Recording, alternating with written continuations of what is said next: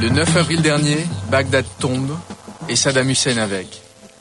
3 semaines plus tôt, à la radio, George Bush explique pourquoi il faut éliminer Saddam Hussein. 15 years ago, Saddam Hussein's regime ordered a chemical weapons attack on a village in Iraq called Halabja.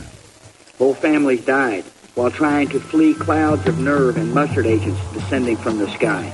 The chemical attack on Halabja provided a glimpse of the crimes Saddam Hussein is willing to commit and the kind of threat he now presents to the entire world. Le massacre d'Halabja. Voilà qui justifie, concluait George Bush, d'utiliser la force pour désarmer l'Irak. Et pourtant, quand l'Irak a bombardé Halabja, Reagan et Bush père au pouvoir avaient eu une toute autre attitude vis-à-vis des crimes de Saddam Hussein. Revenons 15 ans en arrière. Au moment d'Halabja, l'Irak est en pleine guerre contre l'Iran. Le 16 mars 1988, Saddam Hussein fait bombarder Halabja, où la population kurde s'est retournée contre le régime. Des gaz mortels tombent sur les rues de la ville. Le lendemain, on ramasse 5000 morts. Ces images vont révolter un diplomate américain, Peter Galbraith. Lors de ses voyages au nord de l'Irak, Peter Galbraith a découvert la violente répression des Kurdes par Saddam Hussein. Il réussit même à mettre la main sur des bandes vidéo dérobées aux forces irakiennes par les militants kurdes. Il y a des documents extraordinaires. Il y a des documents sur le génocide. C'est comme si les assassins archivaient précisément leur travail. Il y a des cassettes vidéo d'exécution et de torture.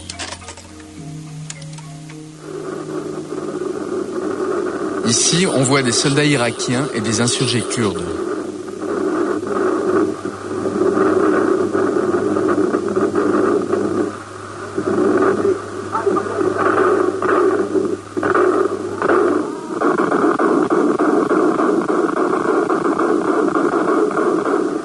Ce soldat prend le pouls d'un fusillé.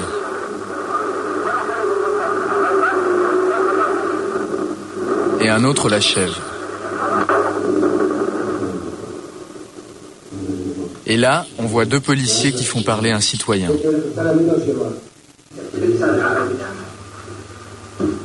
Et ce n'est pas tout. Il y a aussi cet enregistrement audio d'Ali Hassan al-Majid qui s'occupait du nord de l'Irak, qu'on connaît sous le nom d'Ali le chimique. On l'entend en réunion parler ouvertement des attaques chimiques. Ali le chimique, c'est le général qui a gazé Halabja. Dans cet enregistrement d'une réunion, on mesure l'impunité des leaders irakiens.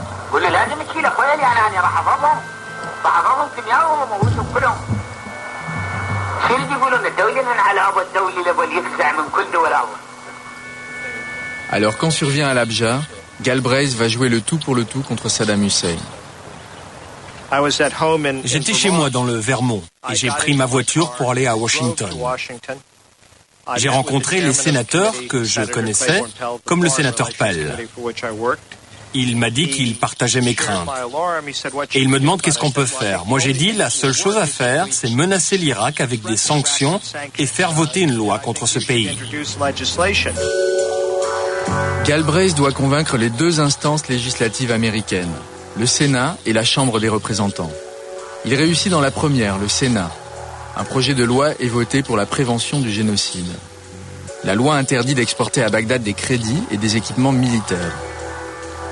Seulement, cette loi va être étouffée, annulée et par Reagan et par certains milieux d'affaires américains, qui déclenchent un tir de barrage contre Galbraith. Le lendemain du vote de la loi, je suis parti 10 jours en Turquie. Quand je suis revenu, j'avais sur mon bureau plus de messages que je n'en ai jamais reçus dans ma carrière. Une pile comme cela de messages envoyés par des gens que je ne connaissais pas. Il y avait là tout le business américain, les entreprises pétrolières, les entreprises chimiques. J'étais l'architecte de cette loi et pour empêcher qu'elle soit votée, les hommes d'affaires ont usé auprès des élus de toute leur influence de donateurs. D'un côté, le génocide, de l'autre, les affaires, et à la fin, c'est le dollar qui gagne. Quand on oppose l'argent au génocide, c'est l'argent qui l'emporte. Le président Reagan, influencé par les milieux d'affaires, s'opposera à cette loi qui ne sera jamais ratifiée par les deux chambres. Les autorités américaines vont même tenter de faire croire que ce sont les Iraniens et non Saddam Hussein qui a gazé les Kurdes à Halabja. À Amman, en Jordanie, nous rencontrons le chercheur américain Josh Tilterman. Il possède un document secret sur l'affaire d'Halabja, un téléx du département d'État qui prouve que Washington a essayé de semer le doute sur le massacre. Dans un téléx, le département d'État demande à nos ambassades dans le monde de faire passer l'idée suivante. En ce qui concerne l'utilisation des armes chimiques à Halabja, les États-Unis pensent que l'Irak et l'Iran sont tous les deux responsables du bombardement d'Halabja. La responsabilité iranienne est sûre, mais nous ne pouvons pas publier nos preuves pour l'instant. Ce qui veut dire, très clairement, c'est une tentative de faire croire à une culpabilité iranienne sur Halabja, mais sans apporter la moindre preuve. Les États-Unis ne voulaient pas une résolution de l'ONU contre l'Irak, car dans la guerre en cours contre l'Iran, ils voulaient soutenir l'Irak. Pourquoi Washington s'est-il donné tant de mal pour sauver la face du dictateur irakien? Parce qu'en 88, Bagdad bombarde et affaiblit le plus radical ennemi de l'Amérique, l'Iran de Khomeini. Et pour cette guerre, tous les moyens sont bons. À Bagdad, Saddam Hussein regarde passer son armée et ses missiles. Mais pour écraser l'Iran, il veut provoquer des destructions massives avec des armes moins conventionnelles. À l'Amérique, il va passer commande de gaz toxiques, d'anthrax et de bombes à fragmentation. Officiellement, l'Amérique ne peut pas lui fournir. Elle le fera quand même.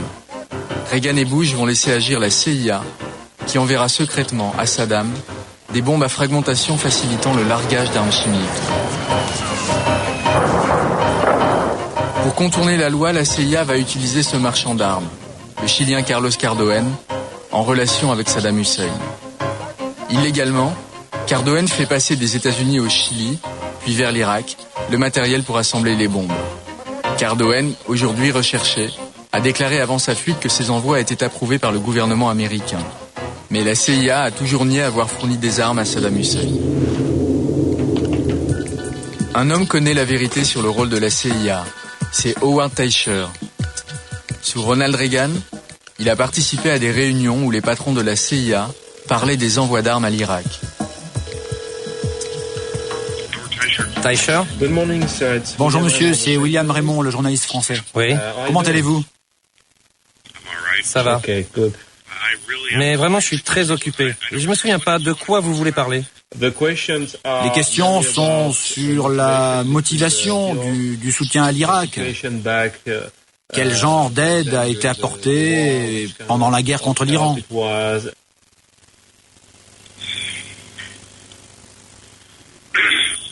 Ok, vous pouvez venir tout de suite? Ok, c'est bon pour nous. Ex-conseiller de la Maison-Blanche, Teicher est l'un de ceux qui avaient poussé Reagan à soutenir Saddam Hussein. Teicher, d'ailleurs, nous justifie cette politique.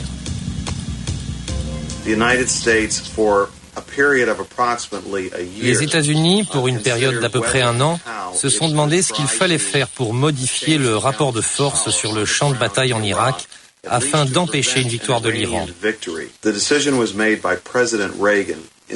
La décision fut prise par le président Reagan, dans ce contexte, de donner aux Irakiens des renseignements sur l'état de leurs forces, sur leurs faiblesses, mais aussi sur les mouvements de l'armée iranienne, en sorte que l'Irak puisse réorganiser ses forces pour empêcher une victoire de l'Iran.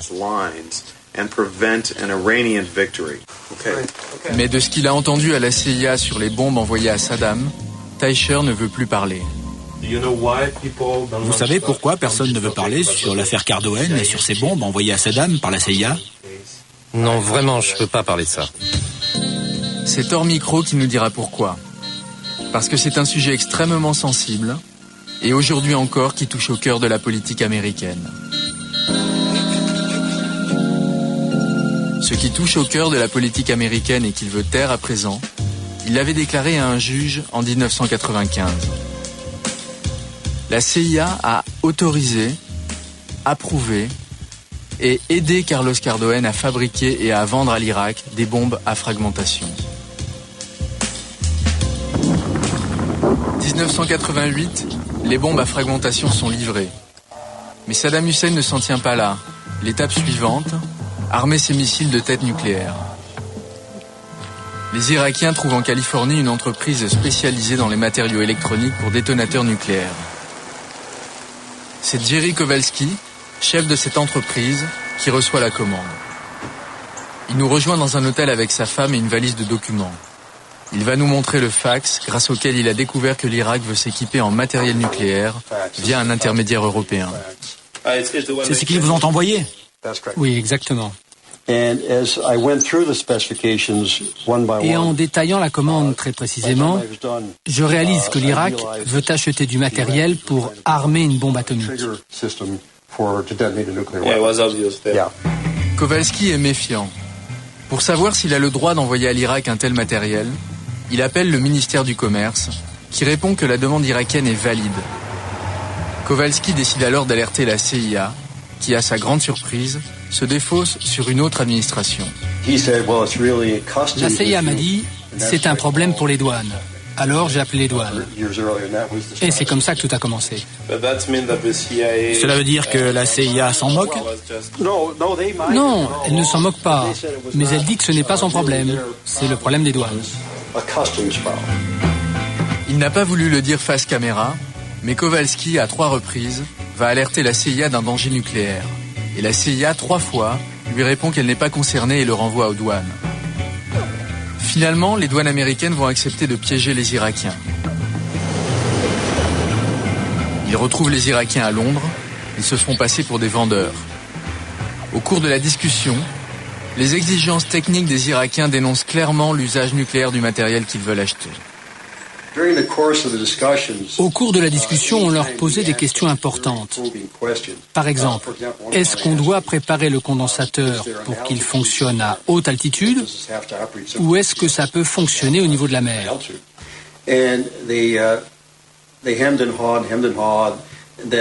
On leur disait, vous devez nous donner ces précisions si vous voulez qu'on vous fabrique correctement le système. Alors les 2 Irakiens se concertaient entre eux, en arabe. Et à la fin, ils nous donnaient la réponse. Oui, ça doit pouvoir fonctionner à haute altitude. Donc c'était une nouvelle confirmation qu'ils préparaient bien un missile nucléaire. Peu après, je rentre. On leur fabrique 40 condensateurs. On les démonte. En fait, on a percé un trou pour les rendre inutilisables. Et quelques jours après, à Londres, quand les Irakiens sont venus récupérer la cargaison, les autorités les ont arrêtés. Et elles ont aussi arrêté leurs intermédiaires anglais. Comme le montre ce document, la justice américaine poursuivra les Irakiens et leurs contacts anglais. Puis sans explication, elle abandonnera ses poursuites. Back to the steps, if you take the other decision, that's meant to instead to go to the custom to Si vous n'aviez pas décidé d'empêcher cette exportation, que se serait-il passé? On aurait rempli les formulaires américains et le produit serait parti.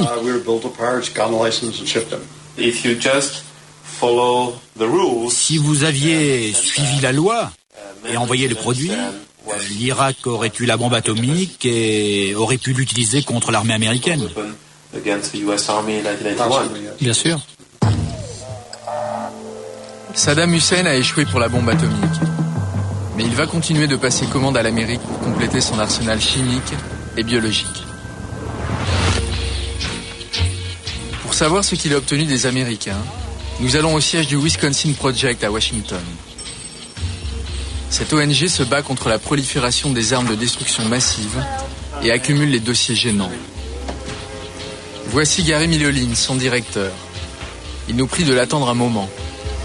Pour patienter, son assistant nous laisse regarder des bordereaux qui prouvent que Reagan et Bush ont autorisé des entreprises américaines à envoyer à Bagdad du matériel pour fabriquer des armes chimiques et biologiques. Très important, c'est American Type Culture Collection.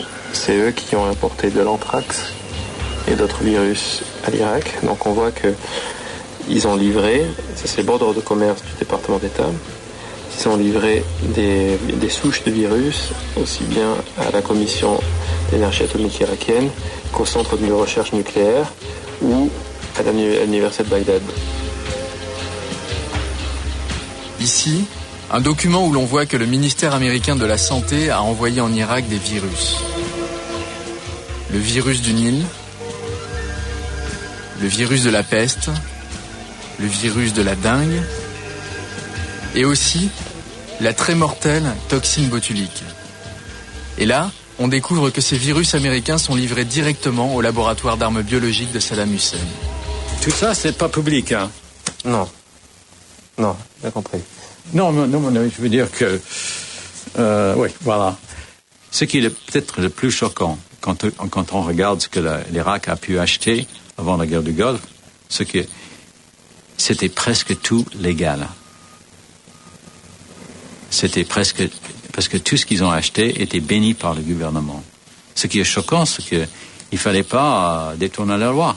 La loi était tellement floue et les gouvernements étaient tellement aveugles, ou bien ils ne voulaient pas voir, que Saddam a pu acheter ce qu'il voulait. Hein. Miloline a raison. Reagan et Bush étaient au courant.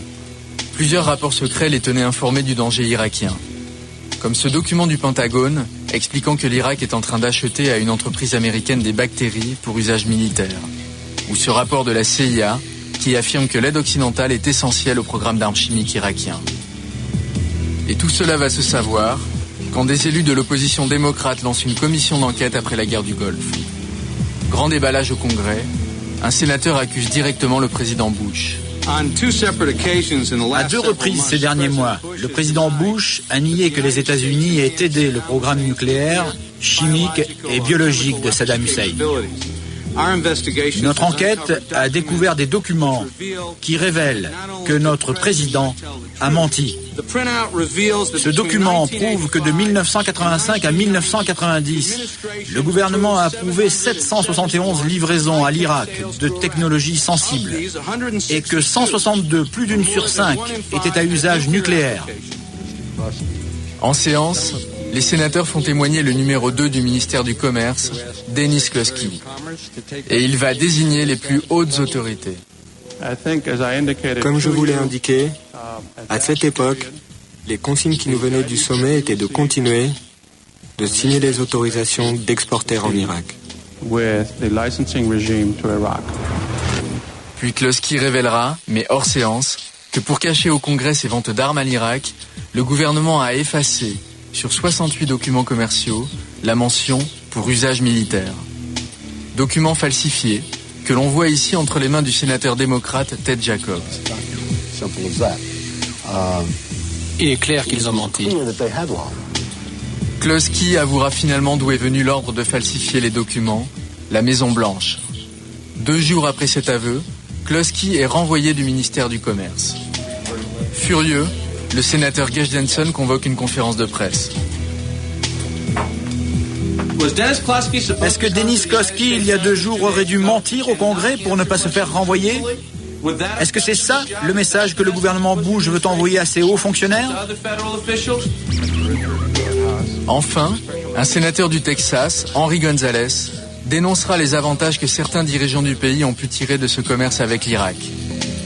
Exemple, Henry Kissinger, prix Nobel de la paix, mais aussi administrateur de la BNL, une banque dont la branche d'Atlanta a prêté secrètement à l'Irak 4 milliards de dollars qui ont servi à acheter des armes. Christopher Drogoul, directeur de la BNL d'Atlanta, déclare au Sénat que le gouvernement américain s'est servi de sa banque pour armer secrètement Saddam. La banque BNL n'était rien d'autre qu'un outil des gouvernements américains et italiens, un outil de la politique étrangère à l'égard de l'Irak et d'autres pays. Les services secrets américains, les services secrets anglais étaient au courant de nos activités dans cette affaire. Autre exemple, George Shultz, ministre des Affaires étrangères de Reagan et patron du géant du BTP américain, Bechtel. Bechtel, qui en 88 vend à l'Irak une usine pétrochimique où seront fabriqués des gaz de combat. Bechtel, qui finance les campagnes électorales de Bush fils. Et Bechtel, enfin, qui le mois dernier obtient de l'administration Bush le plus gros contrat pour la reconstruction de l'Irak, plus de 600 millions d'euros. C'est perturbant qu'on peut vendre des choses qui nécessitent une guerre. Et puis, après la guerre, on peut aller reconstruire le pays. Donc, pour les grandes sociétés, c'est très bien. On est payé 2 fois. Dernier rebondissement il y a 5 mois. L'Amérique va faire disparaître les preuves de sa participation au programme irakien d'armes de destruction massive. Nous sommes en décembre dernier. Toute la planète attend la remise par les Irakiens d'un rapport sur l'état de leur armement. Ce rapport est remis au Conseil de sécurité de l'ONU, comme le prévoit la procédure diplomatique. Mais en pleine nuit, coup de théâtre. Une équipe américaine s'empare des 12 000 pages sous prétexte d'en faire des copies. À 2h du matin, un hélicoptère emporte tout au siège de la CIA près de Washington. Quand la CIA rend le rapport 48 heures plus tard, il manque plusieurs pages.